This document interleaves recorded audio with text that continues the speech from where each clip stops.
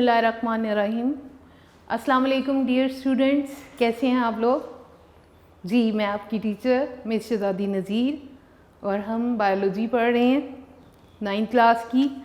और आज हमारा लेक्चर है 19 that is from chapter 4 cells and tissues. बच्चों, हम लोग सेल ऑर्गेनेल्स पढ़ रहे हैं आजकल और बहुत सारी पढ़ भी चुके हैं।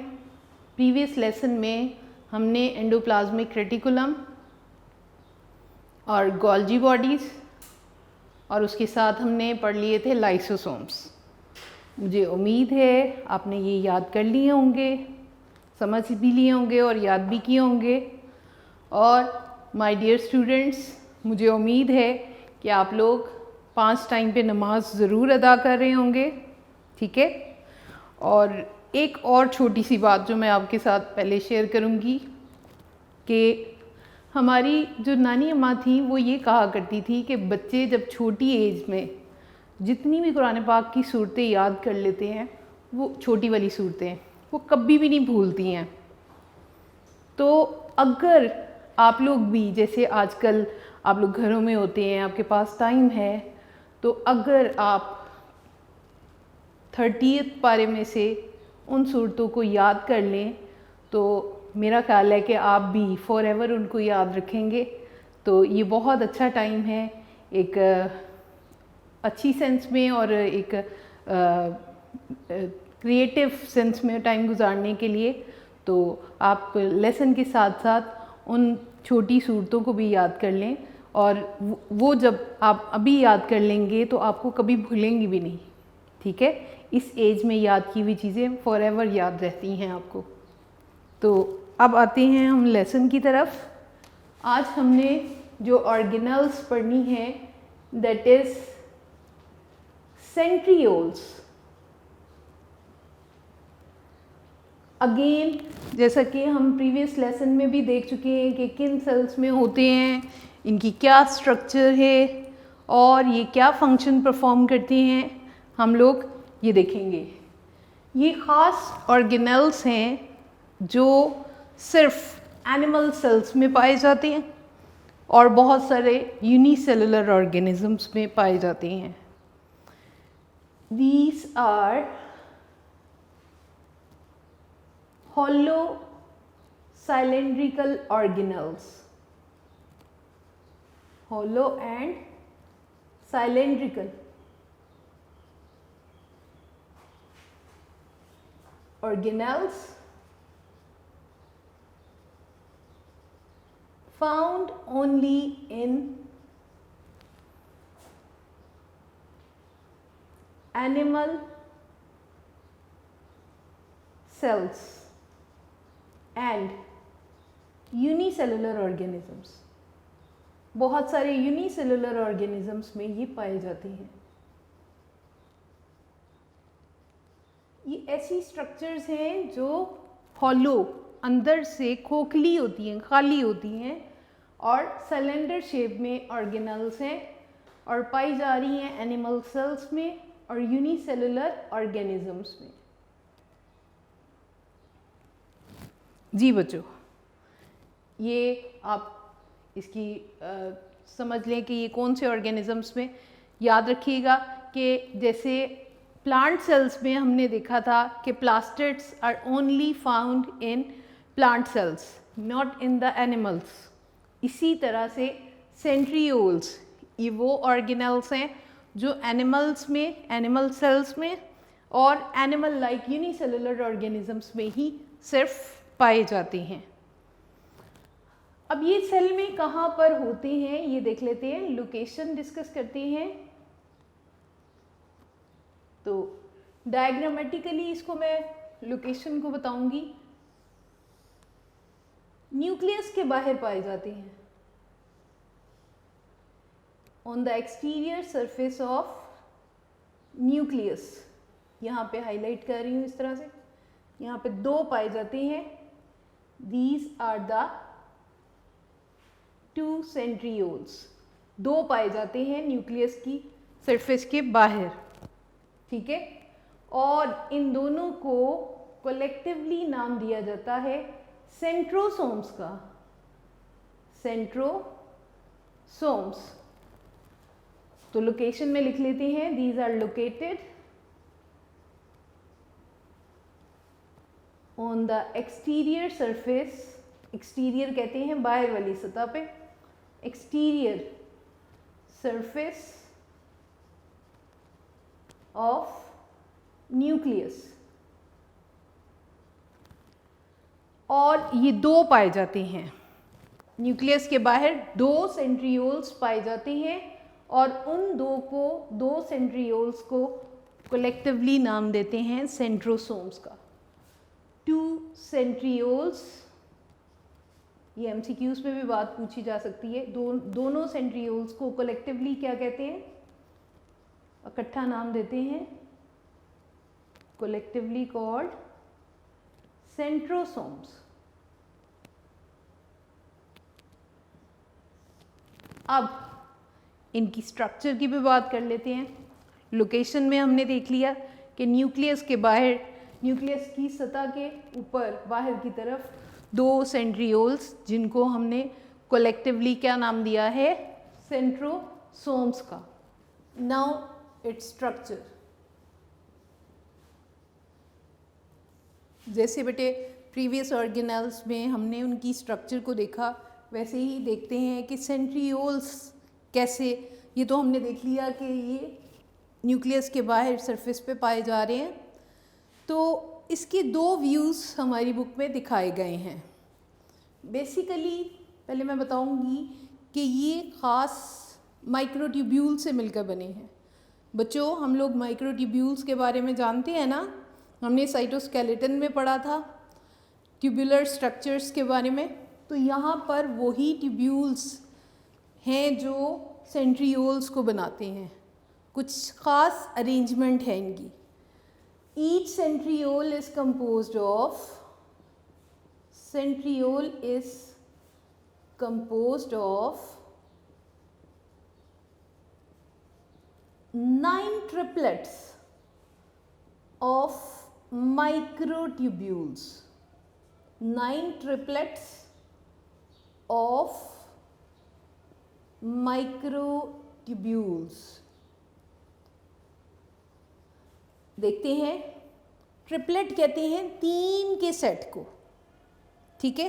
तो ये ट्यूब्यूलर स्ट्रक्चर्स 3 नालियों के 9 सेट हैं और ये मिलकर क्या बनाएंगे, एक सेंट्रियोल बनाएंगे। And this microtubules are composed of 9 triplets of microtubules are composed of, हमें ये बात पता है, ट्यूबुलिन प्रोटीन से मिलकर बने, ख़ास किस्म की प्रोटीन जो इन ट्यूबुलर स्ट्रक्चर्स को बना रही है, ट्यूबुलिन प्रोटीन।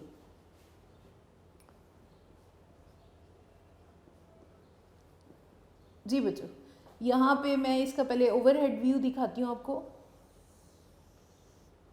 एक ओवरहेड व्यू दिखाया है हमारी बुक में और एक उसका साइड व्यू दिखाया है।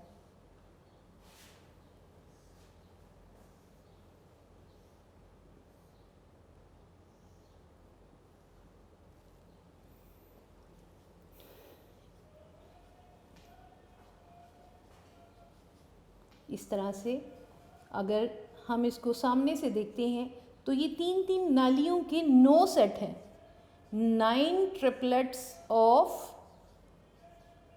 microtubules।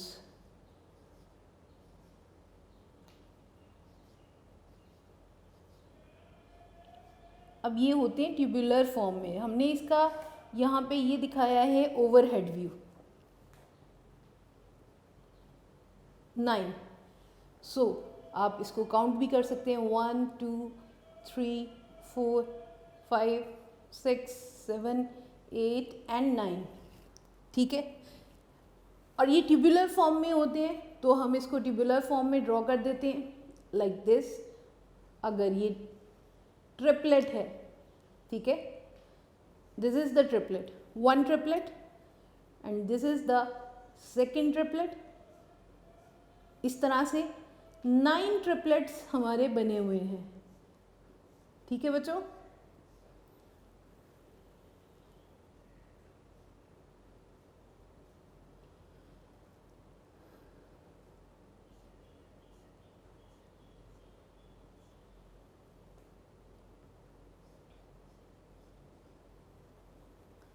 इस तरह से ये 3 नालियों के सेट हैं, 3 ट्यूब्यूल्स हैं जिनको हमने नाम दिए ट्रिपलेट्स। ठीक है, 9 ट्रिपलेट्स ऑफ माइक्रो ट्यूब्यूल्स हैं, 1 2 3 4 5 6 7 8 9। इसके साथ ही उन्होंने साइड व्यू में इस तरह से ये 9 ट्यूब्यूल्स ड्रॉ करके भी दिखाए हैं। और ये एक ट्रिपलेट यहाँ पे मैं इसको ड्रॉ करके भी दिखा सकती हूँ आपको कि ये जो ट्रिपलेट है आप ये देख लें, हॉलो है, खोखला है, साइलेंड्रिकल शेप में है। और ये ट्रिपलेट्स कितने पाए जाते हैं? 9 ट्रिपलेट्स मिलकर एक सेंट्रियोल को बनाते हैं। ये कुछ ख़ास ट्यूबुलर स्ट्रक्चर से मिलकर बना है। और वो कितनी पाई जाती हैं? 9 ट्रिपलेट्स ऑफ माइक्रोट्यूब्यूल्स। और ये माइक्रोट्यूब्यूल्स ट्यूबुलिन प्रोटीन से मिलकर बने हुए हैं। ठीक है बच्चों, तो सेंट्रियोल्स हम पढ़ रहे हैं, हमने देखा कि ये सिर्फ एनिमल सेल में और यूनिसेलुलर ऑर्गेनिजम्स में पाए जाते हैं। याद रखिएगा, ये प्लांट सेल्स में नहीं होते हैं।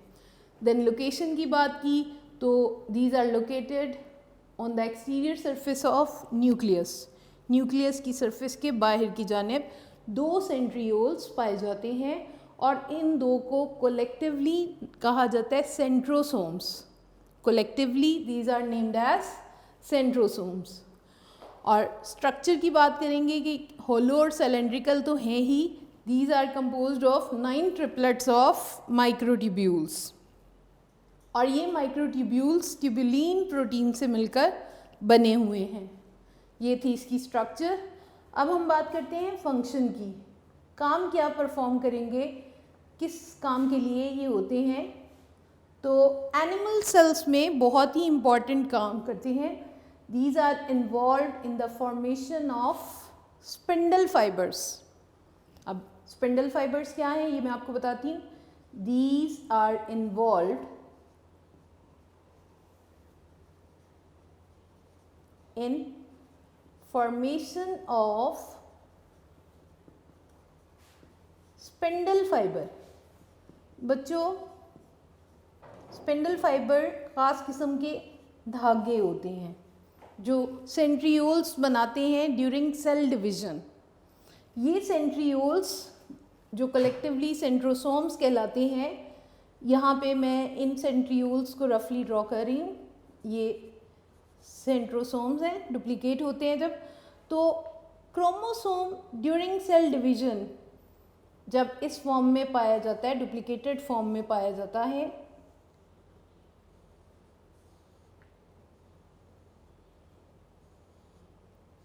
This is the centromere of the chromosome. तो ड्यूरिंग सेल डिवीजन ये सेंट्रियोल में से खास किस्म के धागे निकलते हैं। These thread-like structures are named as spindle fibers. अब ये स्पिंडल फाइबर्स जो सेंट्रियोल की हेल्प से बनते हैं, ये इस क्रोमोसोम को सेंट्रोमेयर से, सेंटर ऑफ क्रोमोसोम से पकड़ लेते हैं और इस क्रोमोसोम की पुलिंग करते हैं, दोनों साइड से इक्वली पुल करते हैं, खींचते हैं। और जिसके नतीजे में 2 क्रोमोसोम्स, डॉटर क्रोमोसोम्स जो हैं वो इस तरह से सेपरेट हो जाती हैं। ये डुप्लीकेटेड क्रोमोसोम था और जब ये स्पिंडल फाइबर इनको पुल करते हैं तो उसके नतीजे में ये 2 डॉटर क्रोमेटिड्स जो होते हैं वो एक दूसरे से सेपरेट हो जाते हैं। So centrioles are involved in the formation of spindle fibres. और ये वो स्पिंडल फाइबर्स क्या हैं जो सेल डिवीजन के दौरान में क्रोमोसोम्स की पुलिंग में हेल्प करती हैं। ये था इसका फर्स्ट फंक्शन। और सेकंड फंक्शन है, they also used in making of cilia and flagella. Cilia और फ्लैजिला को भी बनाते हैं इन यूनिसेलुलर ऑर्गेनिजम्स। हम लोग फेमिलियर हैं, यूनिसेलुलर ऑर्गेनिज्म पैरामीशियम में सीलिया हेयर लाइक स्ट्रक्चर्स होती हैं and flagella long hair like structure है. These are locomotory organs used for the locomotion in unicellular organisms. They also form cilia and flagella in unicellular organisms. Unicellular organisms में ये सीलिया और flagella भी बनाते हैं, क्योंकि हमने इनकी लोकेशन में डिस्कस किया है कि ये एनिमल सेल में पाए जा रहे हैं. एनिमल सेल में पाए जाएंगे तो स्पिंडल फाइबर्स बनाएंगे जो कि सेल डिवीजन के दौरान में क्रोमोसोम्स की पुलिंग के लिए यूज़ होंगे.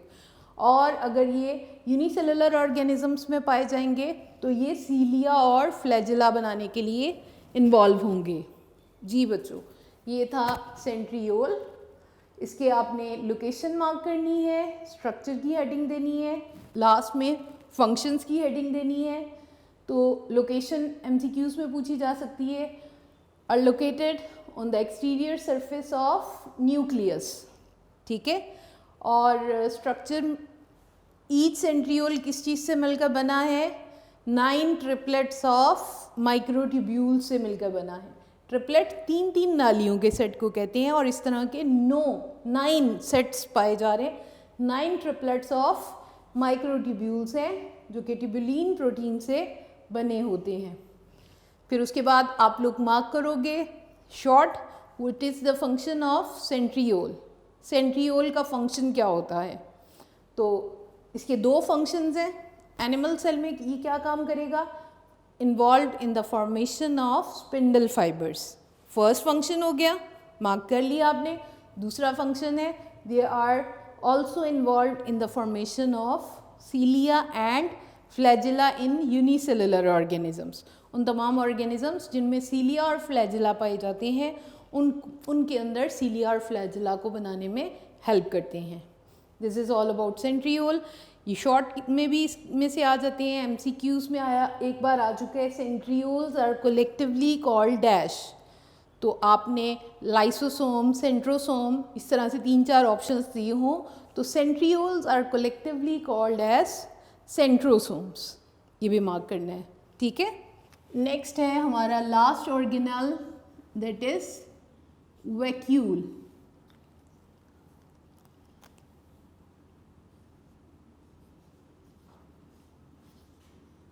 जी, वैक्यूल हमने प्रीवियस 1-2 जगहों पे वर्ड यूज़ किया था, इंट्रो दिया था थोड़ा सा, लेकिन अब हम इसको डिटेल से देखते हैं.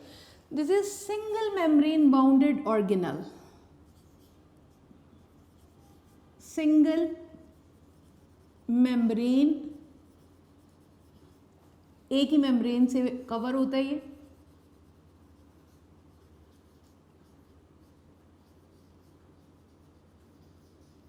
और बेसिकली ये डिराइव किया जाता है from endoplasmic reticulum and Golgi bodies. बच्चों प्रीवियस लेसन अगर रिकॉल करें तो एंडोप्लाज्मिक रेटिकुलम और Golgi bodies they make secretions, modify secretions, Golgi vesicles. Do you remember? तो वही वेजिकल्स हैं जो अब यहाँ पर वैक्यूल बना देते हैं, वैक्यूल में कन्वर्ट हो जाते हैं, derive from endoplasmic reticulum and Golgi bodies. Single membrane bound organelles हैं. प्लांट सेल्स में ये क्या काम करते हैं देखते हैं, और एनिमल सेल्स में ये कैसे होते हैं और क्या काम करते हैं. इन प्लांट सेल्स बहुत से छोटे छोटे वैक्यूल्स पाए जाते हैं, लेकिन जब एक सेल मैच्योर हो जाता है तो वो सारे के सारे vacuole, small vacuoles in mature plant cell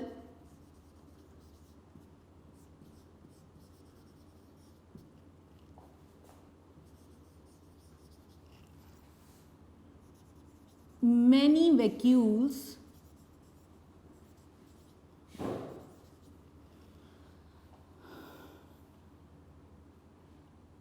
fuse to form a large vacuole.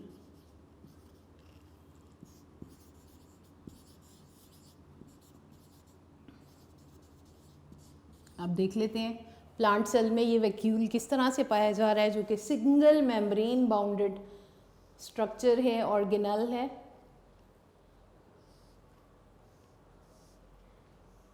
Let's see, this is the plant cell.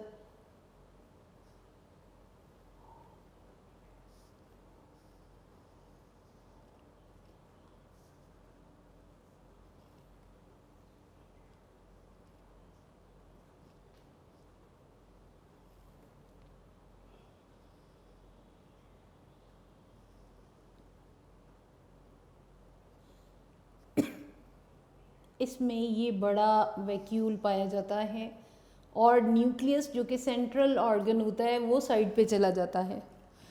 ये वैक्यूल है प्लांट सेल्स में, मैच्योर प्लांट सेल में छोटे छोटे होते हैं स्टार्ट में, लेकिन जैसे ही प्लांट सेल मैच्योर होता है तो सिंगल मेम्ब्रेन बाउंडेड ऑर्गेनल है जो सेल की बहुत सारी सेक्रीशंस को और साथ ही साथ में वाटर को स्टोर किए हुए होता है।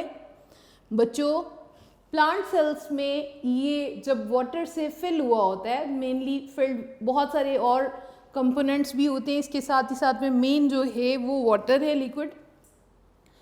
तो जब इसके अंदर बहुत ज़्यादा वाटर फिल हुआ होता है तो ये इंटरनली सेल वॉल के ऊपर एक प्रेशर एग्जर्ट करता है। दैट प्रेशर जो इंटरनली वैक्यूल इसके ऊपर एग्जर्ट करता है सेल वॉल के ऊपर, उससे सेल वॉल एक हार्ड कंडीशन में आ जाती है due to this pressure which is named as turgor pressure. Turgor pressure की वजह से plant cells become turgid. Turgid कहते हैं वेरी हार्ड सेल्स।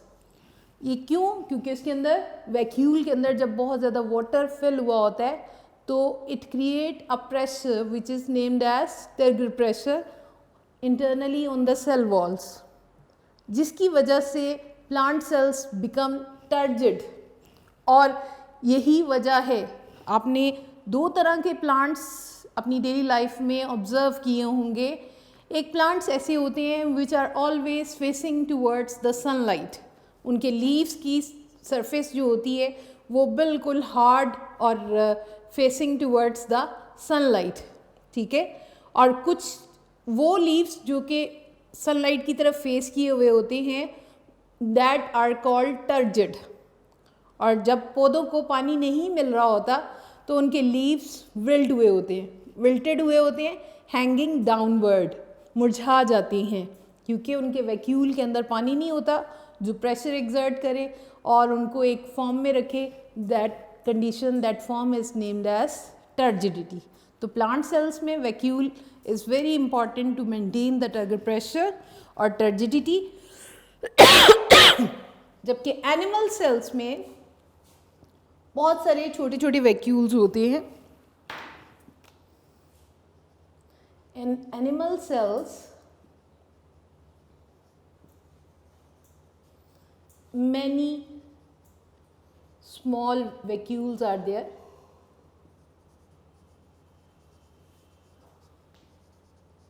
जो कि मुख्तलिफ फंक्शन परफॉर्म करते हैं। हम यहाँ पर प्लांट सेल को देख चुके हैं, अब मैं एनिमल सेल में अमीबा की एग्जांपल दूंगी। अमीबा जो कि यूनिसेलुलर ऑर्गेनिज्म है, इसकी इंटरनल स्ट्रक्चर सूडोपोडिया है जिसके ज़रिए से ये मूव करता है। सेंटर में न्यूक्लियस है और इसके अंदर जब ये फूड को इनगल्फ करता है ख़ास किस्म की बॉडीज़ के अंदर, तो उसको ये फूड है इसकी जो ये वाटर से डिफ्यूजन के प्रोसेस से ले लेगा, तो this is named as food vacuole. जब ये फूड को स्टोर कर लेता है तो this vesicle is named as food vacuole. और ये फूड वैक्यूल क्या काम करता है, हमने पढ़ चुके हैं लाइसोसोम्स के बारे में। लाइसोसोम्स जो कि एक दूसरे ऑर्गेनल्स हैं और कंटेन स्ट्रॉन्ग डाइजेस्टिव एंजाइम्स। उन स्ट्रॉन्ग डाइजेस्टिव एंजाइम्स की मदद से, ये लाइसोसोम्स की मदद से इस फूड को डाइजेस्ट करते हैं फूड वैक्यूल, और यूनिसेलुलर ऑर्गेनिजम्स में डाइजेशन का एक सिस्टम बनाते हैं, एक छोटा सा फंक्शन बना रहे हैं, बिल्डअप कर रहे हैं, किस तरह से कि ये फूड को लेकर ख़ास स्ट्रक्चर कहलाते हैं। जब ये फूड कंटेनिंग होते हैं तो इनको कहते हैं फूड वैक्यूल, ठीक है, जो कि लाइसोसोम को अपने साथ फ्यूज़ कर लेते हैं और फूड को डाइजेस्ट करते हैं और पूरी बॉडी को उससे एनर्जी मिलती है। इसी तरह यूनिसेलुलर ऑर्गेनिजम्स में ही एक और टाइप के भी वैक्यूल होते हैं which is named as contractile vacuole. अब food vacuole food containing vacuole था, यूनिसेलुलर ऑर्गेनिज्म अमीबा में बात कर रहे हैं हम, ठीक है। तो अमीबा में एक फूड वैक्यूल था जो फूड कंटेनिंग था और फूड को डाइजेस्ट भी कर रहा था। इसी तरह कॉन्ट्रैक्टाइल वैक्यूल है जो कि सेल के वेस्ट सब्सटेंसेस को या ऐसे सब्सटेंसेस जो सेल के लिए ज़रूरी नहीं है, एक्स्ट्रा हैं, उनको अपने अंदर स्टोर कर लेते हैं। So these are named as contractile vacuole. Food vacuole जो कि सेल के लिए फूड डाइजेशन का काम करते हैं, कंटेन फूड। और कॉन्ट्रैक्टाइल वैक्यूल के अंदर क्या होता है, वेस्ट सब्सटेंसेस होते हैं और ये वेस्ट सब्सटेंसेस जो हैं ये सेल से बाहर रिलीज़ किए जाते हैं। ये सेल मेम्ब्रेन के साथ पहले तो ज्वाइन होते हैं, देन आहिस्ता आहिस्ता उस सेल मेम्ब्रेन के अंदर से उस मटेरियल को डिस्चार्ज कर देते हैं, यही कॉन्ट्रैक्टाइल वैक्यूल, ठीक है बच्चों। तो एनिमल सेल में वैक्यूल दो तरह से पाए जाते हैं, one is named as food vacuole and the second one is named as contractile vacuole, ठीक है। और प्लांट सेल्स में, मैच्योर प्लांट सेल्स में एक बड़ा वैक्यूल पाया जाता है जो कि टर्जिडिटी मेन उसका जो फंक्शन है, और भी बहुत सारे फंक्शन परफॉर्म करता है, लेकिन जो हमारी बुक में डिस्कस हुआ है that to maintain the turgidity of the cell, ठीक है। और फूड वैक्यूल और कॉन्ट्रैक्टाइल वैक्यूल जो यूनिसेलुलर ऑर्गेनिजम्स में पाए जाते हैं, फूड वैक्यूल फूड को स्टोर करते हैं, फूड को डाइजेस्ट करते हैं with the help of lysosomes. और कॉन्ट्रैक्टाइल वैक्यूल क्या काम करते हैं, वेस्ट सब्सटेंसेस को या अननेसेसरी सब्सटेंसेस को जो सेल के लिए सेल की ज़रूरत नहीं है उनको स्टोर करते हैं और फिर उनको उन्हीं मटेरियल्स को सेल से रिलीज़ भी कर देते हैं bye simple diffusion method because this is unicellular organism, ठीक है बेटे। तो आपने वैक्यूल के बारे में शॉर्ट में आपसे ये भी पूछा जा सकता है व्हाट आर वैक्यूल्स, एक पैराग्राफ की फॉर्म में आपको आपकी बुक में दिया गया है। और एक शॉर्ट जो आया करता है difference between food vacuole and contractile vacuole. Food vacuole food containing vacuole होता है और लाइसोसोम्स की हेल्प से उस फूड को डाइजेस्ट करता है, जबकि कॉन्ट्रैक्टाइल वैक्यूल वेस्ट सब्सटेंसेस रखता है और उसको सेल से रिलीज़ करने में, सेल से डिस्चार्ज करने में मदद करता है कॉन्ट्रैक्टाइल वैक्यूल, ठीक है बेटे। हमने यहाँ पर वैक्यूल तक पढ़ लिया है, ऑर्गेनेल्स का टॉपिक हमारा कंप्लीट हो गया। तो अभी तक जो स्ट्रक्चर्स हमने पढ़ी हैं ऑर्गेनेल्स में, starting from nucleus, ribosomes, mitochondria, chloroplast, endoplasmic reticulum, Golgi bodies, lysosomes, centrioles and vacuoles, ठीक है बेटे। हम इन सब को स्टडी कर चुके हैं बेटे। आपके चैप्टर 4 में ही पेज 58 पे दो डायग्राम्स गिवन है animal and plant cell. Time by time मैं यहाँ पे आपको प्लांट और एनिमल सेल्स डिस्कस तो करती रही हूँ, लेकिन आज जब हमारा ऑर्गेनेल्स का टॉपिक कंप्लीट हो चुका है तो मैं अब यहाँ पर ज़रूरी समझती हूँ कि आप उस 58 पेज पे बनी हुई डायग्राम को एक बार फिर से देखते हैं, ड्रॉ करते हैं, और इससे रिलेटेड क्वेश्चन क्या आया करता है वो भी आज हम यहाँ पे डिस्कस करते हैं। क्योंकि अब हम सारी ऑर्गेनेल्स को पढ़ चुके हैं और अब हमें ये पता चल गया है कि कौन सी ऑर्गेनेल्स प्लांट सेल में है और कौन सी एनिमल सेल में है, तो हम उनको इजीली ड्रॉ कर सकते हैं। फर्स्ट ऑफ ऑल यहाँ पे मैं एनिमल सेल ड्रॉ करूँगी।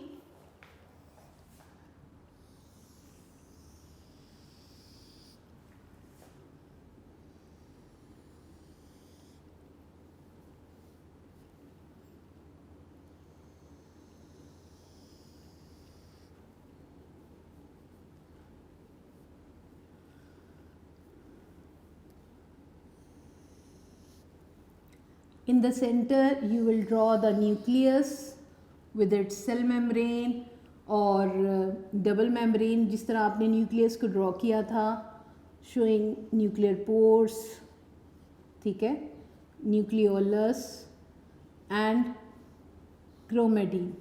This is the nucleus. और न्यूक्लियस के बाहर जो था आप यहाँ पर network of interconnected channels which are named as endoplasmic reticulum. ठीक है बच्चों, अब वन बाय वन वो तमाम स्ट्रक्चर्स यहाँ पे हम ड्रॉ करते जाएंगे जो हमने पढ़ी थी और उनकी स्ट्रक्चर के बारे में भी हम जानते हैं. और ER हमने दो तरह के पढ़े थे. One was named as smooth endoplasmic reticulum and the second one is named as rough due to presence of ribosomes. तो यहाँ पे हमने स्मूथ और रफ दोनों एंडोप्लाज्मिक रेटिकुलम बना लिए. यहाँ पर कुछ ट्यूबुलर स्ट्रक्चर्स शो करेंगे.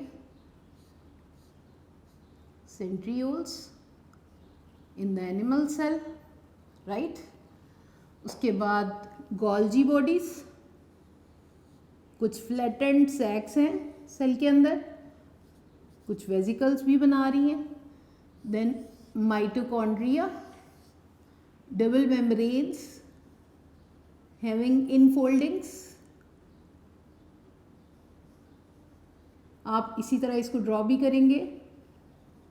पेज 58 पे एनिमल और प्लांट सेल की डायग्राम्स आपकी बुक पे गिवन है, ठीक है.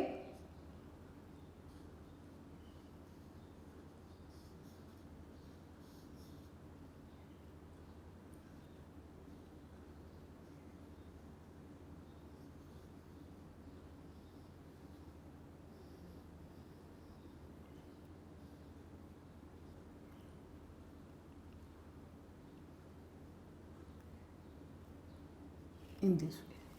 अब इनको लेबल भी करते हैं. राइबोसोम्स साइटोप्लाज्म में भी पाए जाते हैं, ठीक है बेटे. राइबोसोम्स की दो लोकेशन पड़ी थी. लाइसोसोम्स, इनको अब हम साथ साथ लेबल भी करते हैं जी. This is the plasma membrane, outer cover plasma membrane, और उसके अंदर साइटोप्लाज्म मैक्सिमम जो एनिमल सेल में पाए जा रहे हैं, और nucleus with nuclear pores, vacuole,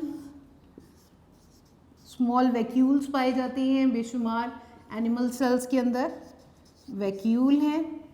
then Golgi bodies, Golgi apparatus, ठीक है बेटे. अब आप इनको अगर बिफोर टाइम अगर ड्रॉ करते तो आपको समझना मुश्किल हो जाना था. This one is smooth endoplasmic reticulum, SER, while this one is rough endoplasmic reticulum, right. These are centrioles. Then these are lysosomes,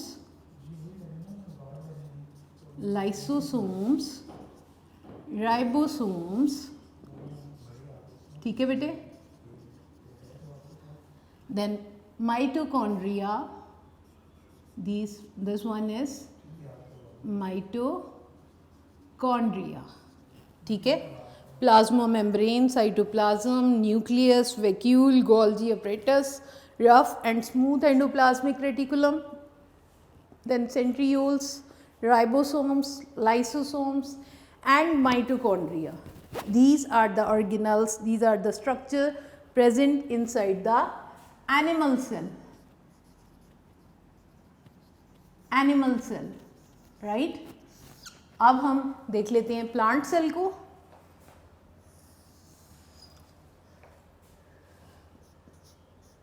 animal cell में तो आउटर कवर जो था वो प्लाज्मा मेम्ब्रेन था, लेकिन एनिमल सेल में ऐसा नहीं, प्लांट सेल में ऐसा नहीं है.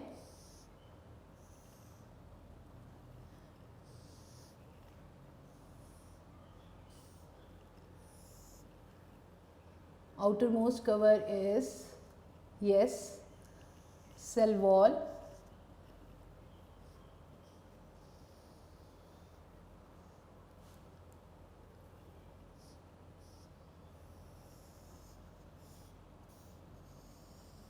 हमारी बुक में उन्होंने 3D डायग्राम दी हुई है, आप इसको इस तरह से भी ड्रॉ कर सकते हैं, ठीक है। और इस सेल वॉल के अंदर जो कवर था that is plasma membrane,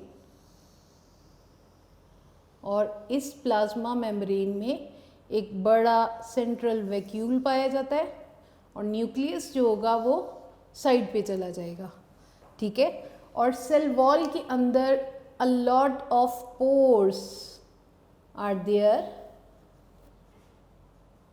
these are the pores inside the cell wall. अब हम इनको पहले ड्रॉ कर लेते हैं फिर लेबल करते हैं। माइटोकॉन्ड्रिया भी होंगे इसके अंदर,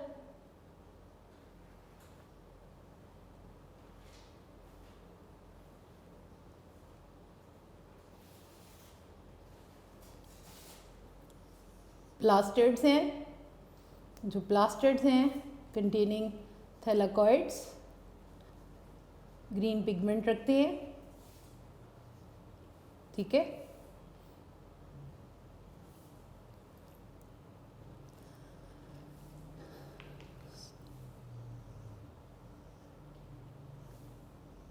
Then endoplasmic reticulum, again there are two types of endoplasmic reticulum,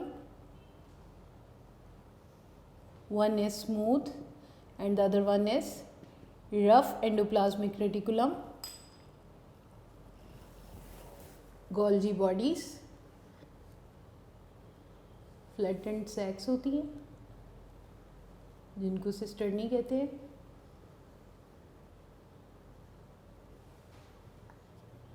Golgi vesicles, और इनसाइड न्यूक्लियस अगेन न्यूक्लियोलस भी पाया जाएगा, क्रोमोसोम्स हैं। देन राइबोसोम्स हैं, लाइसोसोम्स हैं, ठीक है बेटे। अब इनको ड्रॉ भी कर लेते हैं। This is the large vacuole, comparison भी देख लेते हैं। वहाँ पे सेल वॉल नहीं थी, यहाँ पर outermost cover is cell wall, और इसके अंदर पोर्स हैं, yes, these are named as plasmodesmata. Then large vacuole, smooth endoplasmic reticulum, rough endoplasmic reticulum, inside the cytoplasm, nucleus,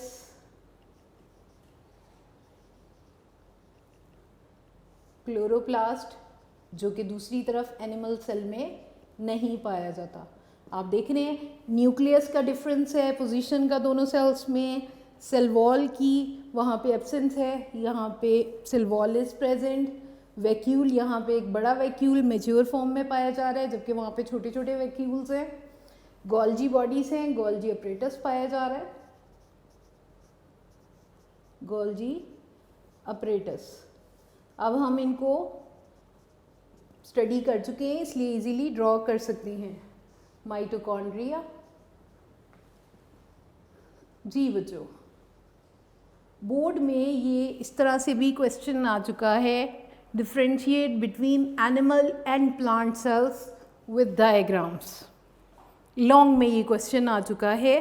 अगर डायग्राम के साथ डिफरेंस, ऑब्वियसली डायग्रामेटिकली हम सारा एलेबोरेट फॉर्म में डिफरेंस बता सकते हैं, वरना ऑर्गेनल्स तो आपने देखें कितने पेजेस के ऊपर हैं, उन सबको तो हम नहीं लिख सकते, लेकिन डायग्रामेटिकली ये डिफरेंस आपने बहुत अच्छी तरह से ड्रॉ करना है। किस तरह सेल वॉल का डिफरेंस शो हो रहा है न्यूक्लियस का, कि न्यूक्लियस यहाँ पे साइड पे है जबकि उधर न्यूक्लियस सेंटर में है। वैक्यूल का यहाँ पे एक बड़ा मैच्योर वैक्यूल पाया जा रहा है जबकि वहाँ पे छोटे छोटे वैक्यूल्स पाए जा रहे हैं, ठीक है। उसके बाद सेल वॉल के अंदर पोर्स हैं, वहाँ पे तो सेल वॉल ही नहीं होती जबकि यहाँ पे प्लाज्मोडिस्मेटा है। इसके बाद क्लोरोप्लास्ट पाया जाता है प्लांट सेल्स में जबकि एनिमल सेल में क्लोरोप्लास्ट नहीं पाया जाता। एनिमल सेल में सेंट्रियोल्स पाए जा रहे हैं, जो कि दूसरी तरफ प्लांट सेल्स पे नहीं होते हैं। ठीक है, आपने इन दोनों डायग्राम्स की आज अच्छी तरह से प्रैक्टिस करनी है, ताकि आपको सारी ऑर्गेनल्स एक कंपैरिजन की फॉर्म में याद रहें, और अब आप इजीली इनको समझ भी सकते हैं, ड्रॉ भी कर सकते हैं। ठीक है बेटे, तो आज आपने ये लेसन याद करना है और इन 2 डायग्राम्स को ड्रॉ करना है। Stay safe, stay home.